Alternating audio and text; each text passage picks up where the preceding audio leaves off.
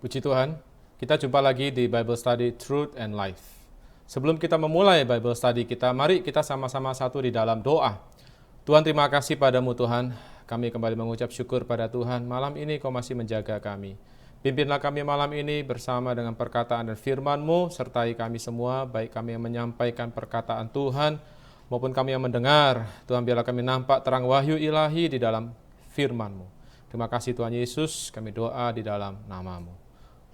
Puji Tuhan, malam ini kita akan masuk ke satu seri yang baru, yakni kita akan mulai membahas kitab Kejadian dari perspektif yang mungkin selama ini kita belum lihat.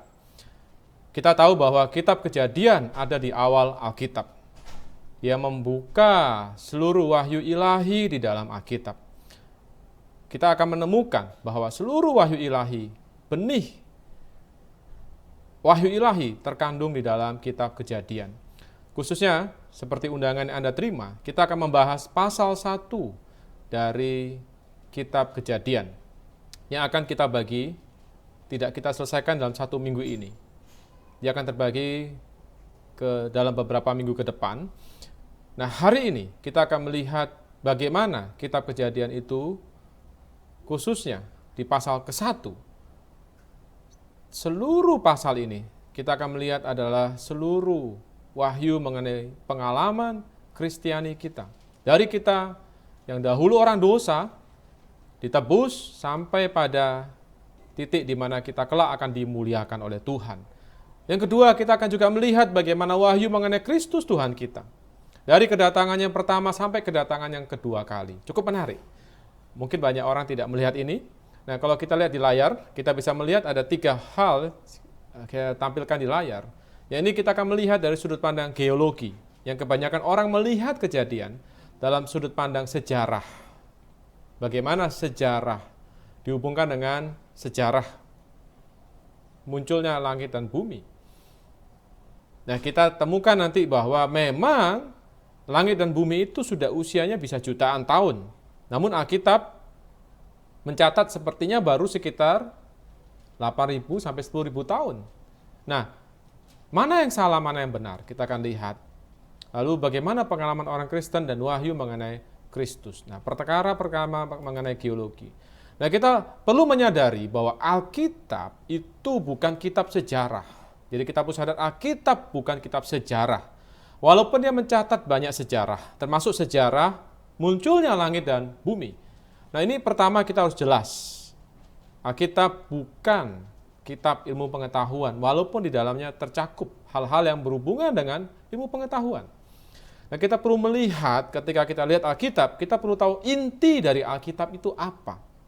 Ya, pertama, di Yohanes 5 ayat 39, seperti Anda lihat di layar, dikatakan di sana bahwa Tuhan menegur orang-orang Farisi, ahli-ahli Taurat, yang Tuhan katakan, kamu menyelidiki kitab-kitab suci.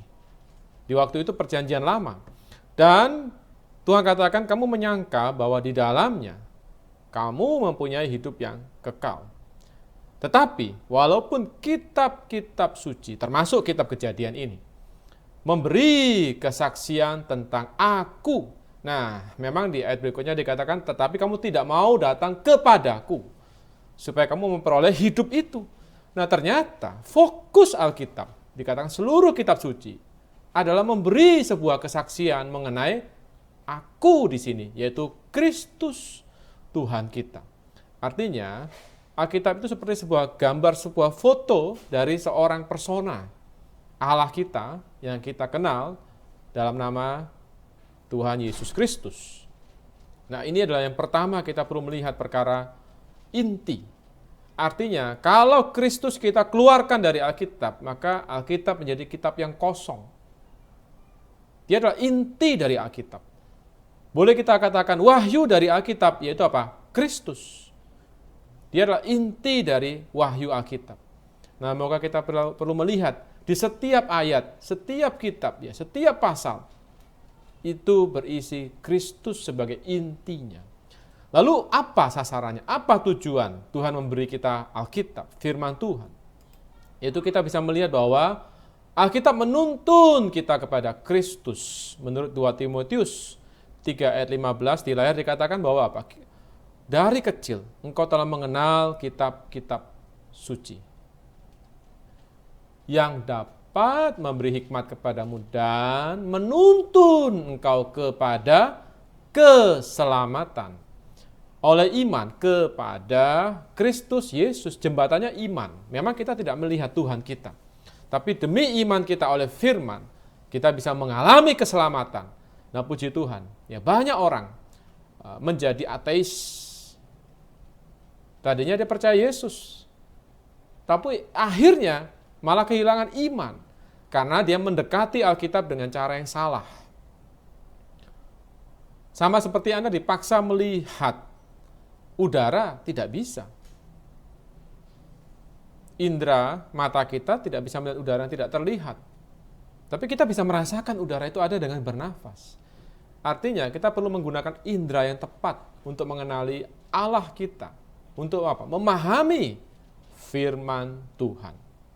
Baik, kita lihat lebih lanjut bahwa ada fakta. Ini adalah yang pertama.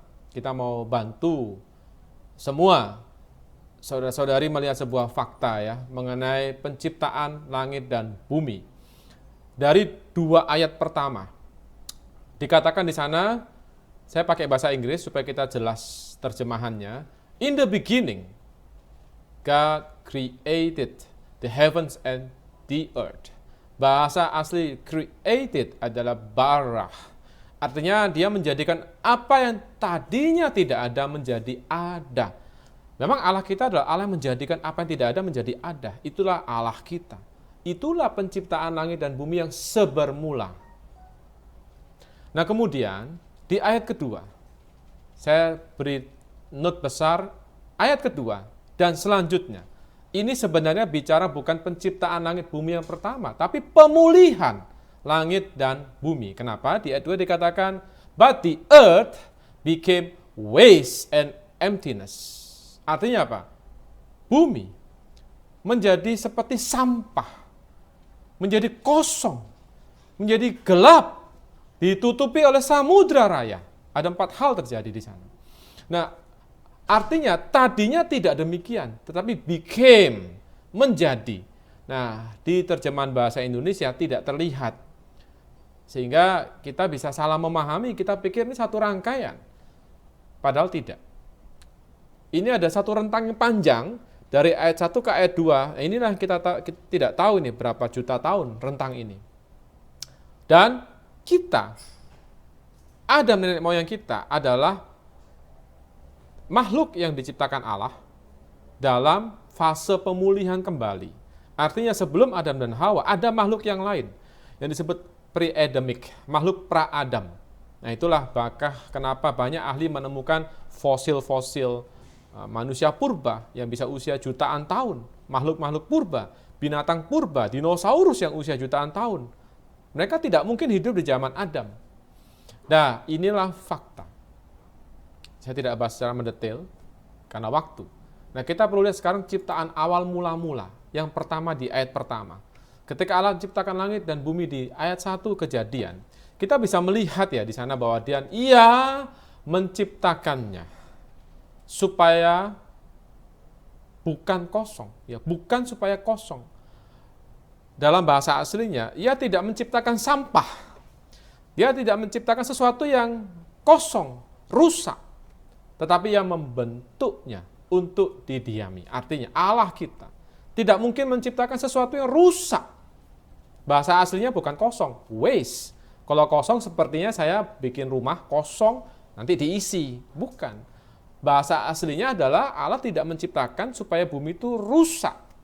Seperti dikatakan tadi ayat sebelumnya. Tetapi bumi menjadi waste, rusak atau kosong. Nah, di sini dikatakan Allah tidak menciptakan ayat kedua itu.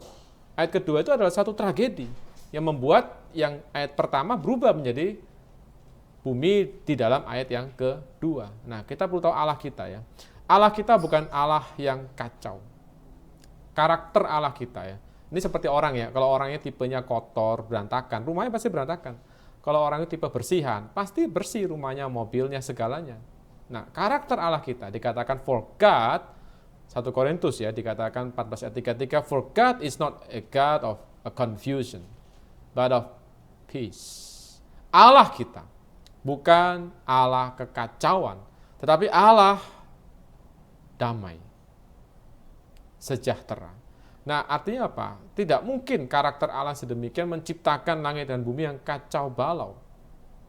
Ya mungkin orang berpikir logika, ya kan seperti bangun rumah, kacau dulu. Tidak demikian Allah kita. Dia berfirman jadi. Karena Allah adalah Allah menjadikan apa yang tidak ada menjadi ada. Dan ayat-ayat tadi kita lihat, Allah tidak membuat sesuatu yang kacau. Ya kita bisa lihat ya, tidak diciptakan supaya menjadi sampah dan kosong. Allah menciptakan begitu indah untuk didiami. Dan kita bisa melihat ya di Yeremia pasal 4 ayat 23. Aku melihat kepada bumi, ternyata campur baur dan kosong. Nah dikatakan di bahasa Inggrisnya, I look at the earth and there it was waste and emptiness. At the heavens and they had no light. Nah, artinya apa? Menjadi rusak. Nah ini kenapa? Kita tahu di Yeremia, Allah murka. Allah di dalam murkanya menyala-nyala.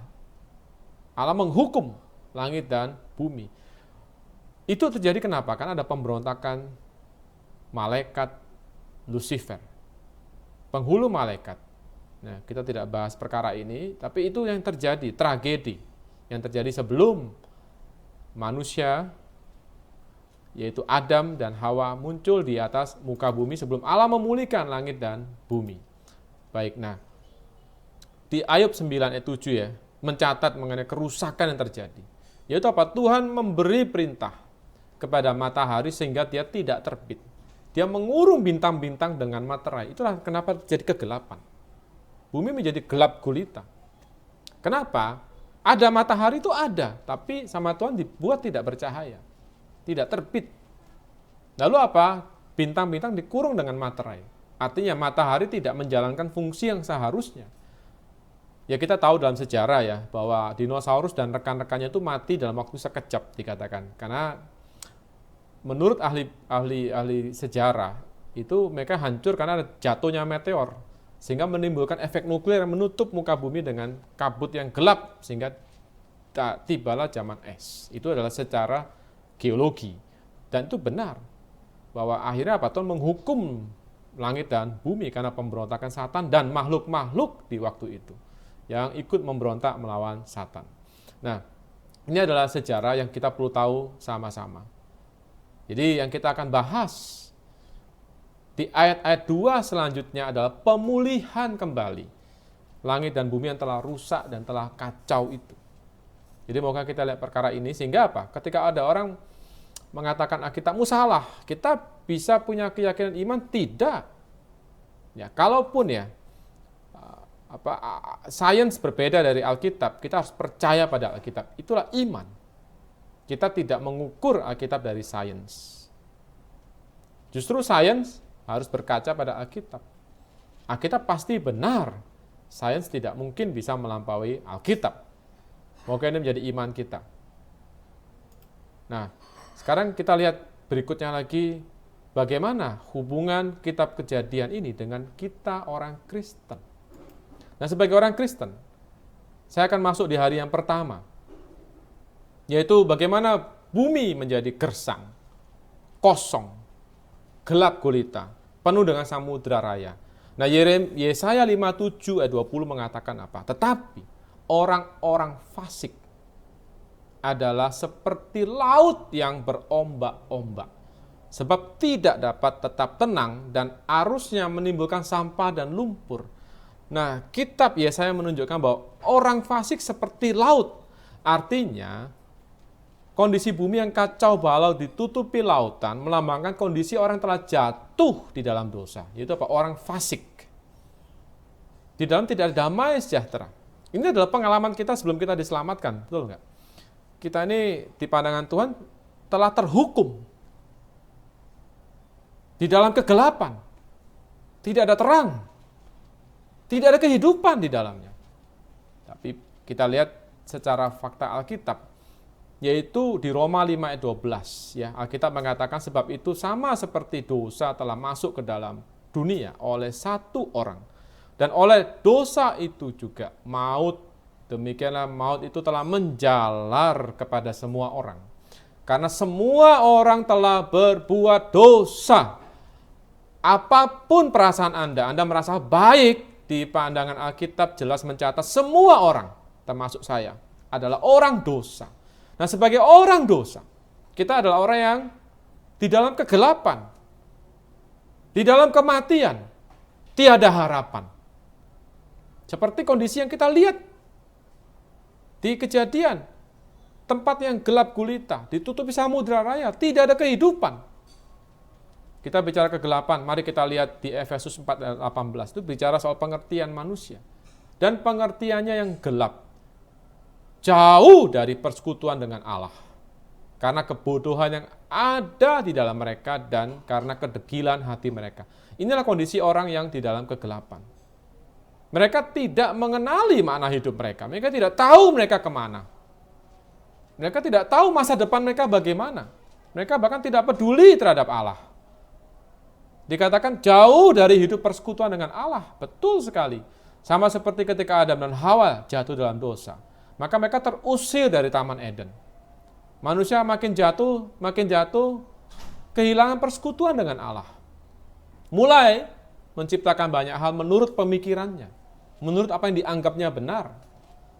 Hidup tanpa Allah. Sungguh belas kasihan Tuhan ya, hari ini kita telah diselamatkan. Kenapa pikiran kita telah dipalingkan? Itu kenapa Injil waktu diberitakan oleh Yohanes dikatakan bertobatlah. Bertobatlah. Itu mengandung arti kata metanoia. Yaitu apa? Perpalingan pikiran. Yang tadinya membelakangi Allah sang terang. Sehingga apa? Kita di dalam kegelapan. Tapi hari ini kita berpaling kepada Allah. Puji Tuhan. Kita perlu bertobat. Ini adalah pengalaman setiap orang yang telah diselamatkan. Termasuk kita yang sudah diselamatkan. Seringkali kita kembali jatuh dalam kegelapan. Ketika kita mulai terpaling dari Allah, nah moga kita sering kembali kepada Allah. Nah kemudian kita lihat kondisi orang yang telah jatuh dalam dosa. Dikatakan kamu dahulu sudah mati. Lebih celaka lagi. Tidak hanya dalam kegelapan, terusir dari hadirat Allah. Ada sekatan dengan Allah sang terang, membelakangi Allah. Terlebih lagi jatuh dalam hukuman, itu kematian. Kenapa? Upah dosa adalah maut. Nah, moga kita lihat perkara ini, kita diselamatkan, kita nampak sungguh belas kasih Tuhan, bahwa hari ini kita telah diselamatkan. Nah, kemudian kita bisa melihat selanjutnya. Pada puncaknya, yaitu tiada harapan. Kita ini adalah hopeless case. Orang-orang yang tiada harapan. Dikatakan bahwa kita ini tanpa Allah di dalam dunia. Yang kita mengatakan tidak ada seorang pun yang berbuat baik. Seorang pun tidak. Seorang pun tidak. Artinya apa? Tidak seorang pun berkenan di hadapan Allah. Dan menurut Yeremia dalam bahasa Inggris dikatakan kita ini hati manusia itu begitu liciknya. Sudah rusak hatinya. Dan it is incurable. Tidak bisa disembuhkan lagi. Di dalam hati manusia itu sudah tidak bisa disembuhkan lagi. Tapi puji Tuhan, Allah kita tidak pernah menyerah. Tidak ada kata gagal bagi Allah kita. Haleluya. Apa yang terjadi? Maka Allah memulihkan. Inilah ayat kedua. Di potongan pertama bicara hal yang sangat menyedihkan. Tapi di potongan ayat berikutnya kita lihat bahwa roh Allah melayang-layang. Puji Tuhan. Dalam bahasa aslinya dia bukan melayang-layang gentayangan. Tapi apa? Mengacu pada roh Allah itu mengerami. Brooding. Seperti induk ayam. Mengerami telur. Kalau kita lihat di peternakan atau dulu pernah pelihara ayam, telur itu harus dierami. Supaya telurnya akhirnya mulai tumbuh janin dari telur itu. Sehingga bisa menghasilkan seekor anak ayam yang menetas setelah dierami sejangka waktu. Nah kita bisa melihat bagaimana roh Allah, bukan melayang-layang gentayangan gak jelas. Tapi roh Allah mengerami bumi. Untuk apa? Menciptakan kehidupan. Nah, kita tahu dalam proses berikutnya. Maka ada kita hari ini. Dan ketika Roh Allah mengerami, Allah juga berfirman. Yaitu apa? Jadilah terang. Lalu terang itu jadi. Jadi kita perhatikan ada 3 hal utama yang Tuhan pakai untuk memulihkan langit dan bumi. Yaitu rohnya, firman-Nya, dan terang. Oke, kita lihat perkara roh. Di kitab Ulangan 32 ayat 11 sampai 12 atau Deuteronomi dikatakan laksana raja wali. Demikianlah Tuhan. Tuhan adalah sang raja wali. Dia begitu mengasihi anak-anaknya. Ciptaannya adalah buah hatinya. Ya, kita lihat bahwa di dalam hati Allah ada manusia. Sebenarnya kenapa Allah mau kembali memulihkan bumi? Karena Allah rindu dari pemulihan itu muncul manusia. Kita akan lihat di minggu berikutnya. Tapi kita lihat dulu perkara hati Allah. Kenapa Allah perlu mengerami? Kenapa Allah tidak buang aja Allah ciptakan yang baru kembali? Tapi dikatakan Allah mengerami. Sungguh sangat manis. Inilah Allah yang memulihkan. Apapun kondisi kita, seberapa jatuhnya kita, tidak perlu takut. Tidak perlu khawatir. Allah mencari kita. Allah dengan rohnya mengerami setiap orang dosa. Ya, mungkin kita punya pengalaman dahulu sebelum percaya Yesus. Kita menjauhi Allah, tidak ada selera. Tapi sejangka waktu Roh Kudus bekerja, kita tiba-tiba rindu, ada hati yang rindu mau mencari Tuhan. Rindu mencari firman Tuhan. Banyak saya dengar kisah sedemikian juga. Nah, ini apa? Ini pekerjaan Roh Kudus di dalam hati manusia. Mengerami hati yang telah rusak. Yang dikatakan hatinya keras seperti batu. Tapi roh itu apa? Melembutkan hati. Sehingga hati itu siap ditanam benih. Benih ilahi melalui firman Tuhan. Seringkali kita menginjili orang menolak. Lalu kita berdoa. Kita berdoa. Roh Allah bekerja di hati orang itu. Sehingga hatinya mulai mencari Allah. Inilah kasih Allah. Kita lihat bagaimana hati Allah ya. Di Mazmur 8 ayat 5 dikatakan, apakah manusia? What is man? Apa manusia? Siapa kita? What is man? Siapakah kita? Sehingga apa? Tuhan mengingat. Sehingga Tuhan mengindahkan. Kenapa Allah mau memulihkan langit dan bumi? Itu adalah gambaran bagaimana Allah mengasihi manusia. Dan Allah mau memulihkan manusia yang telah jatuh ke dalam dosa. Saudara sekalian, puji Tuhan. Kita perlu mengucap syukur pada Tuhan. Tuhan tidak pernah melepaskan kita. Tuhan terus mencari kita. Tuhan mengerami hati kita. Tuhan mendapatkan kita. Supaya apa? Kita beroleh hidup yang kekal. Melalui kelahiran kembali oleh rohnya. Kita tahu di Yohanes 3:16. Karena begitu besar kasih Allah akan dunia ini. Dunia mengacu pada apa? Makhluk yang telah jatuh. Yaitu apa? Umat ciptaan yang telah jatuh, yaitu kita. Tuhan mengasihi kita. Dan yang karuniakan anaknya yang tunggal. Supaya setiap orang yang percaya kepadanya tidak binasa, melainkan beroleh hidup yang kekal. Kasih karunia Allah. Bukan perkara naik ke surga, beroleh hidup yang lebih baik. Tidak. Kasih karunia Allah. Bicara hidup yang kekal. Apakah pemberian yang terbaik dari Allah buat kita? Yaitu putranya. Yesus dikorbankan buat kita. Betapa besar kasih Allah. Semua adalah karena kasih.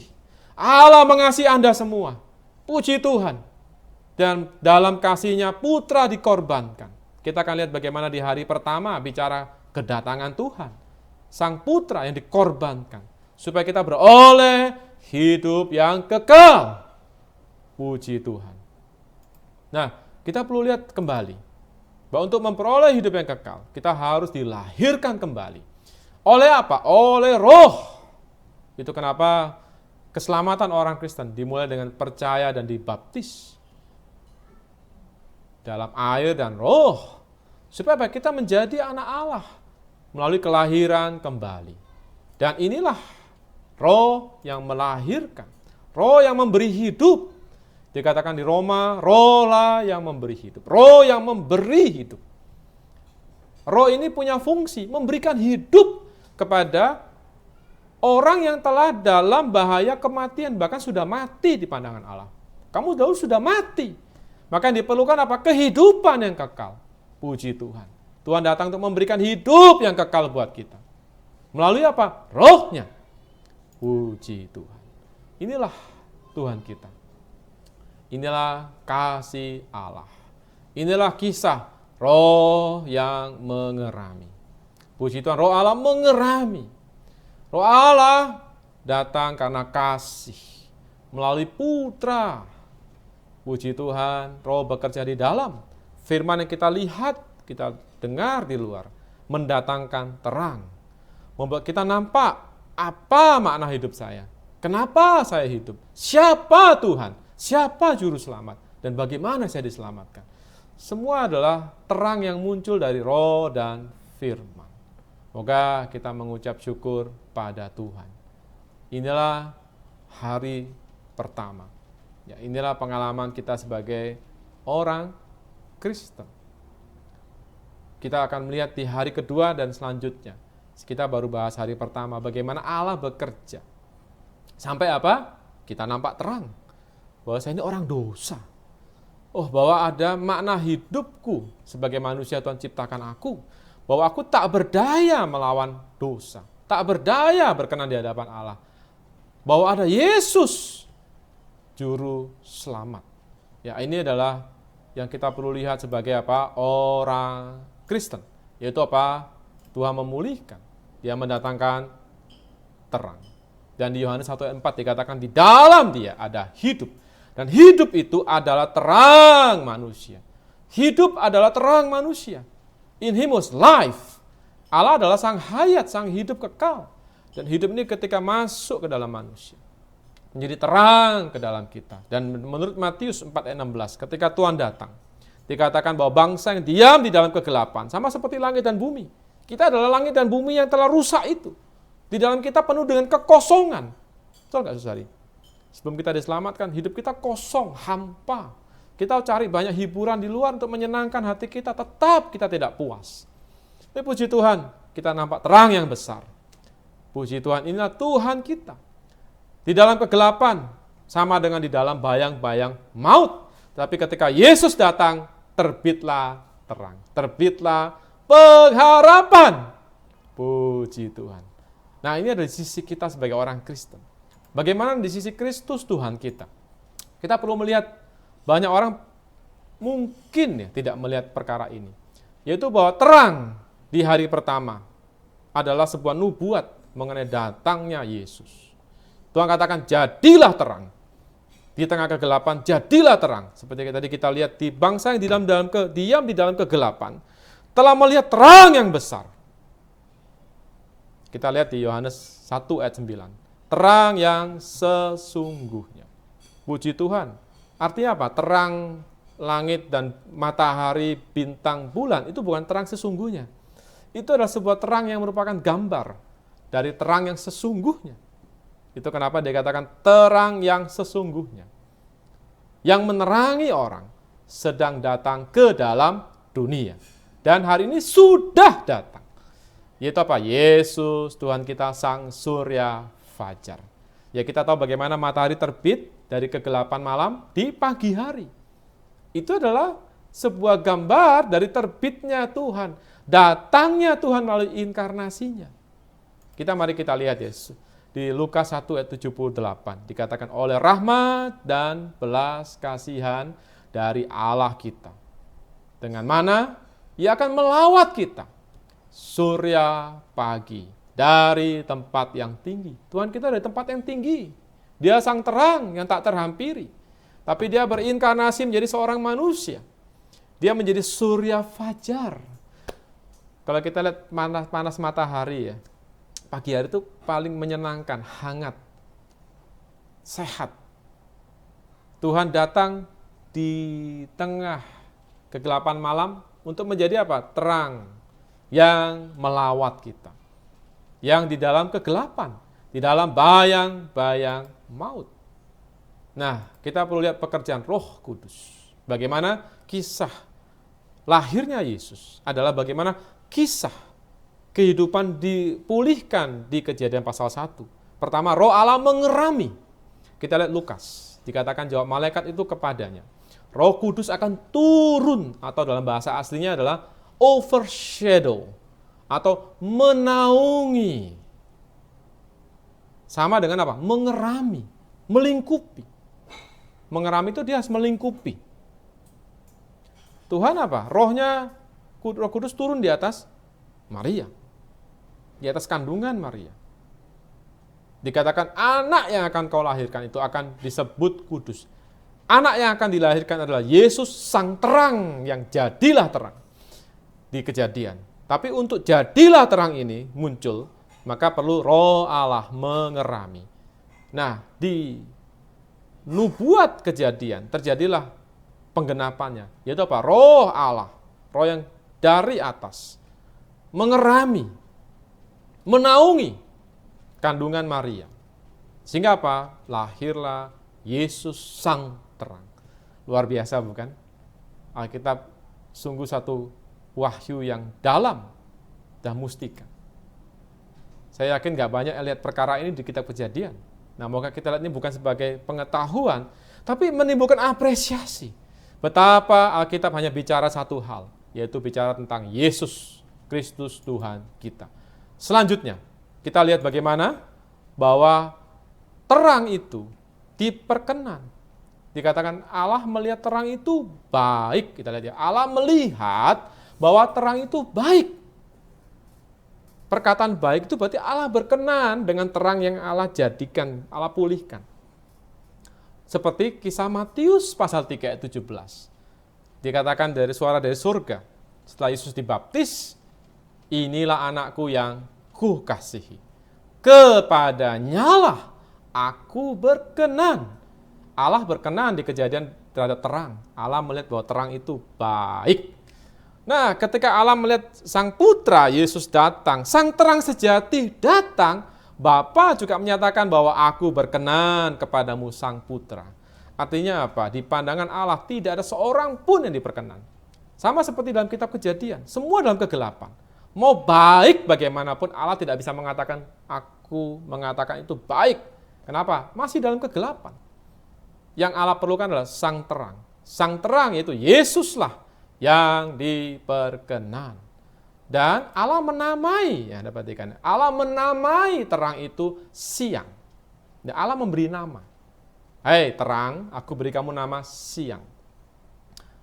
Nah, sama seperti bagaimana penggenapannya di Matius. Ia akan melahirkan anak laki-laki. Dan engkau akan menamakan dia Yesus.